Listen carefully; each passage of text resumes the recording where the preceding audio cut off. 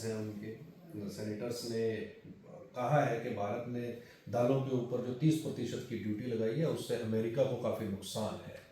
तो जब trade deal होगी और हो रही है उस बातचीत के अंदर में इस इशू को भी साथ में रखा जाए। अगर ये ट्रेड डील के अंदर में ये भी इशू आता है तो क्या आपको लगता है कि जो हम अपवर्ड ट्रेंड देख रहे हैं वो रिवर्स गियर में भी आ सकता है? नहीं सर, इंडिया हार्डली यूएसए से कुछ इम्पोर्ट करता है। ये हाथी के दांत खाने के अलग दिखाने के अलग वाली बात है। ठीक है। These are minor issues. US में ओनली पार्ट ऑफ डकोटास में दालें होती हैं which is on Canadian border.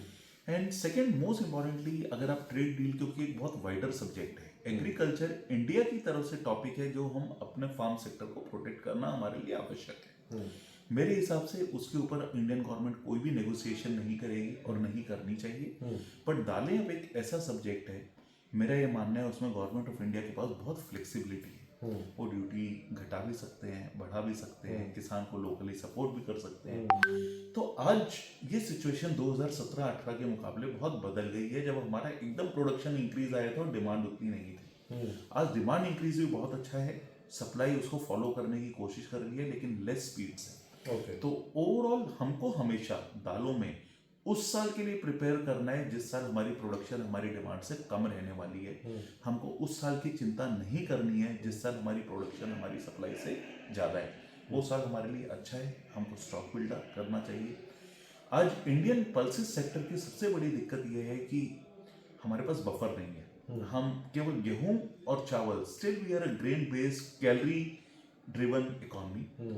हम आज भी तेंदुलकर पॉवर्टी लाइन के एंगल से सोचते हैं। हम ये नहीं सोचते कि how nutrition is important, pulses का कितना इंपॉर्टेंस है हमारे देश को आगे ले जाने में, प्रोटीन्स का कितना इंपॉर्टेंस है। दालों के अंदर अगर आप 25-30 मिलियन टन पे 6 से 8% पकड़े, उसका 77% लें, तो मोटा मोटी हमारी डिमांड 1.6 to 2 मिलियन टन हर साल बढ़ने वाली है।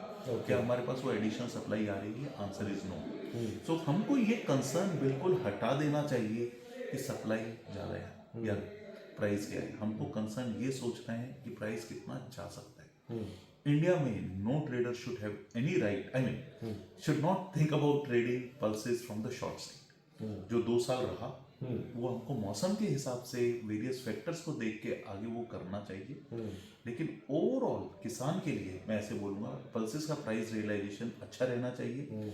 किसान, गवर्नमेंट को अब टेक्नोलॉजी पे काम करके किसान को ऐसे सीड देने चाहिए जिससे उसकी ईल्ड बढ़ सके।